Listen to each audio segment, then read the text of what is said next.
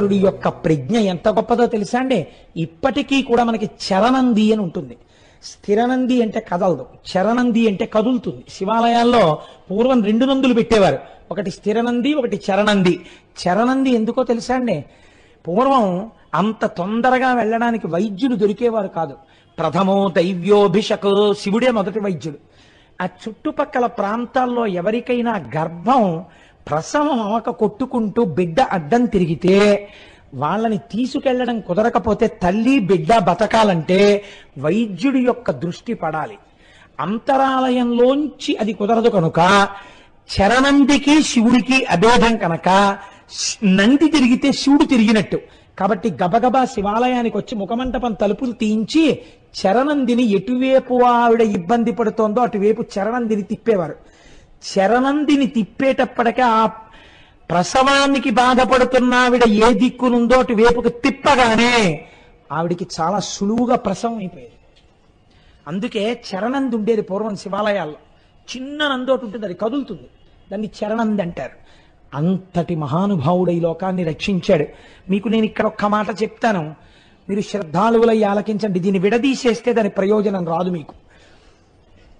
ఒకానొకప్పుడు చిదంబర క్షేత్రంలో యచ్చదత్తనుడు అనబడేటటువంటి బ్రాహ్మణుడు ఉండేవాడు. ఆయనకి విచార శర్మ అనబడేటటువంటి కొడుకు. ఆ కొడుకు వేదం నేర్చుకున్నాడు.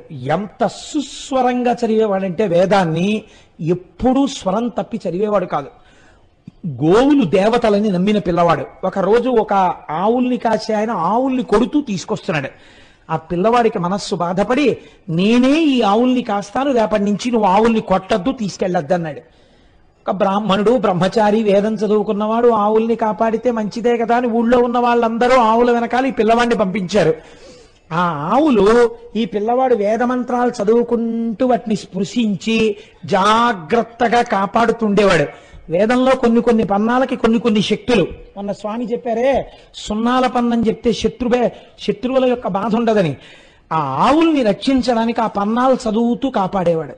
ఆ ఆవులు సంతోషించి ఆ పిల్లవాడు కూర్చున్న చోటుకొచ్చి అతని పక్కన మంచినీళ్లు తాగడానికి ఒక కుండ తెచ్చుకుంటే ఆ కుండలో పాలు విడిచిపెట్టేస్తుండేవి.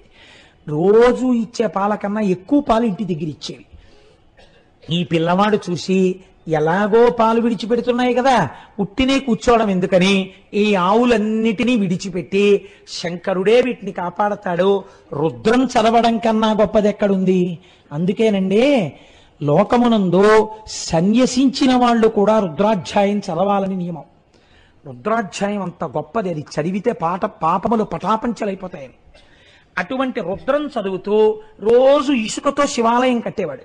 కట్టి ఇసుకతో శివలింగం కట్టి ఈ పాలని తీసి ఆ రుద్రాధ్యాయంతో అభిషేకం చేస్తుండేవాడు. ఒక రోజున అట్నుంచి ఓ వెర్రివాడు వెళ్ళిపోతున్నాడు. అయ్యయ్యో, ఈ పిల్లవాడు పాలన్నీ తీసుకెళ్లి ఇసుకలో పోసేస్తున్నాడు, ఇంకా ఎన్ని పాలు ఇచ్చినో ఆవులని వెళ్ళి ఆ పిల్లవాడి తండ్రికి చెప్పాడు. చెప్తే యచ్చదత్తనుడికి కోపం వచ్చింది. రేపు నేను చూస్తానని కొడుకు కన్నా ముందే బయలుదేరి అడవిలోకి వచ్చి ఆవులు మేసే చోట చెట్టెక్కి కూర్చున్నాడు. పూర్వకాలంలో క్రూర మృగాలు ఎక్కువ కదా, వచ్చినప్పుడు ఒక కర్ర గొడ్డలి కూడా తెచ్చుకుని పైకి ఎక్కాడు. కాసేపు అయింది, కొడుకు ఆవులు తీసుకొచ్చాడు, విడిచిపెట్టాడు. విడిచిపెట్టిన తర్వాత ఆవులు మేస్తున్నాయి. ఈయన సైకత లింగాన్ని తయారు చేసి సైకత ప్రాకారములతో శివాలయ నిర్మాణం చేశాడు. శివాలయ నిర్మాణం చేసి చక్కగా ఈ ఆవులు తమంత తాముగా విడిచిపెట్టిన పాలతో అభిషేకం చేసుకుంటున్నాడు రుద్రంతో. మనస్సు లయమైపోయింది. నోటికొచ్చినదేమో ఆ రుద్రం చదువుతూ పరవశించిపోతూ సైకత లింగానికి అభిషేకం చేస్తున్నాడు. అన్నన్నా అతను చెప్పింది నిజమే, వీడు ఇసుకలో పాలు పోస్తున్నాడని దూరంగా చెట్టు మీద ఉన్న తండ్రి దిగి పరిగెత్తుకుంటూ వచ్చి పెద్ద పెద్ద కేకలేసి పిల్లాండి భుజాల మీద కొట్టాడు. ఆయనకి బాహ్యస్మృతి లేదు, అభిషేకం చేస్తున్నాడు. చేస్తుండగా కోపం వచ్చిన తండ్రి తన కాలితో సైకత లింగాన్ని తన్నాడు. అది చిన్నాభిన్నం అయిపోయింది. ఎప్పుడైతే శివలింగం చిన్నాభిన్నమైందో పిల్లవాడికి బాహ్యస్మృతి వచ్చింది. ఆ తండ్రి వచ్చినప్పుడు గొడ్డలు అక్కడ పెట్టాడు. ఈ పిల్లవాడు వచ్చినవాడు తండ్రా ఇంకోట చూడలేదు. ఏ పాదము శివలింగాన్ని తందిందో ఆ పాదము ఉండడానికి వీల్లేదని గొడ్డలి తీసి 2 కాళ్ళు నరుక్కుపోయేటట్టు విసిరాడు. తండ్రి 2 కాళ్ళు తొడల వరకు తెగిపోయాయి, కింద పడిపోయాడు. నెత్తుటి ధారలు కారిపోతున్నాయి. చూశాడు కొడుకు. శివలింగాన్ని తన్నినందుకు నువ్వు ఈ ఫలితం అనుభవించవలసిందే అన్నాడు. నిత్తురు కారి తండ్రి మరణించాడు. ఆశ్చర్యం ఏమిటో తెలుసా అండి, ఆ చిన్నాభిన్నమైన సైకతలింగములోంచి పార్వతీ పరమేశ్వరులు ఆవిర్భవించారు.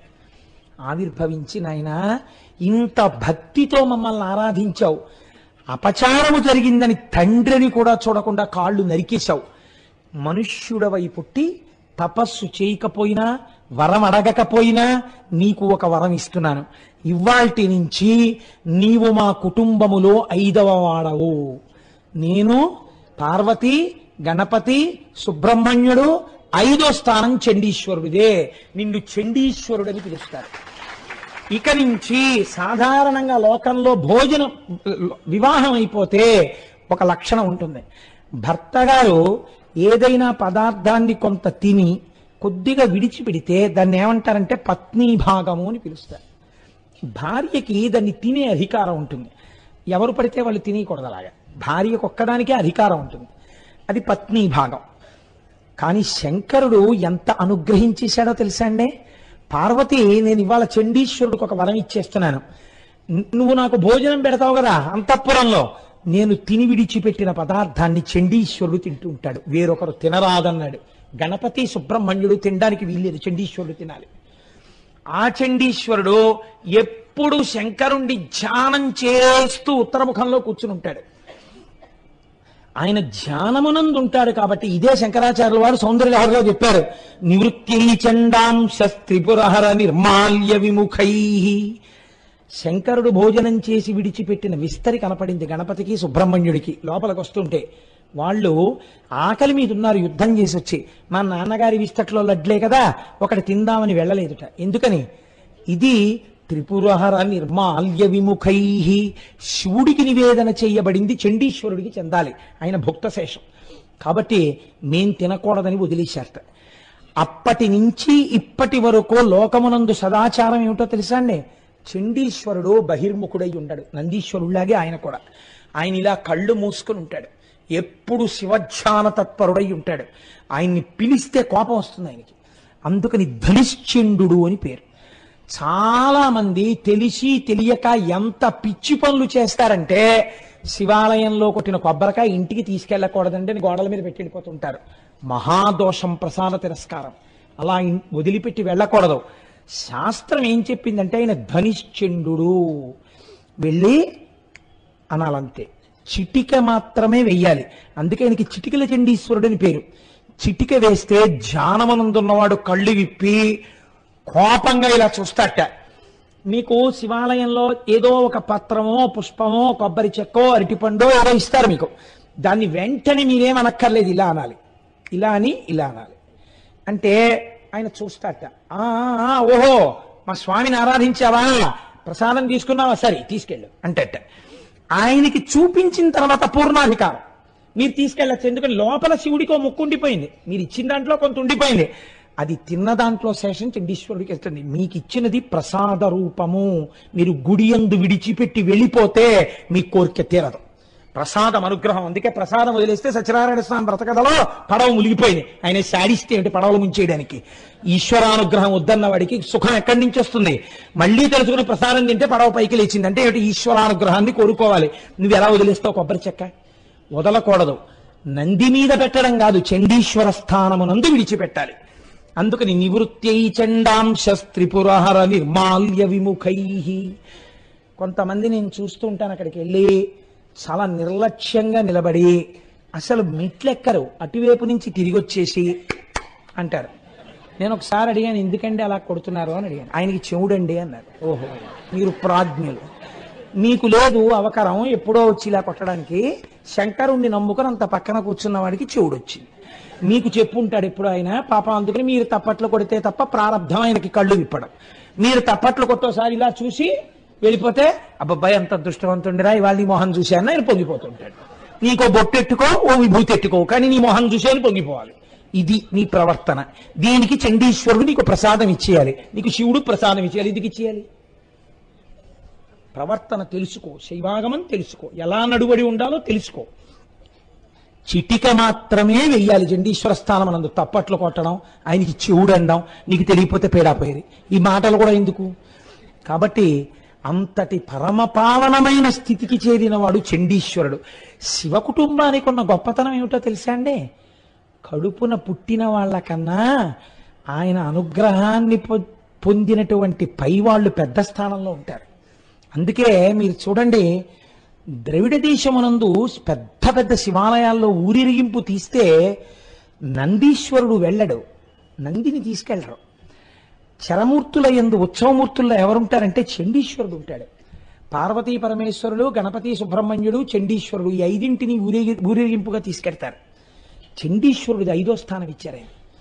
అంతటి మహానుభావుడు శివుడు, అంతటి మహానుభావుడు ఆ చండీశ్వరుడు, అంతటి మహానుభావుడు ఆ నందీశ్వరుడు. ఒక్కసారి మనం శివాలయంలో ఇలా గడప దాటి లోపల అడుగు పెడితే అటువంటి మూర్తుల్ని దర్శనం చేసి, శివలింగ దర్శనం చేసి అమ్మవారిని చూస్తాం. మన భాగ్యమే భాగ్యం. అందుకే శివాలయం, విష్ణు ఆలయం ఈ రెండు లేని ఊరు పూర్వం ఉండేది కాదు. ఈ రెండు ఉండి తీరాలి. అంతటి సౌభాగ్యవంతమైన దేశం మన దేశం.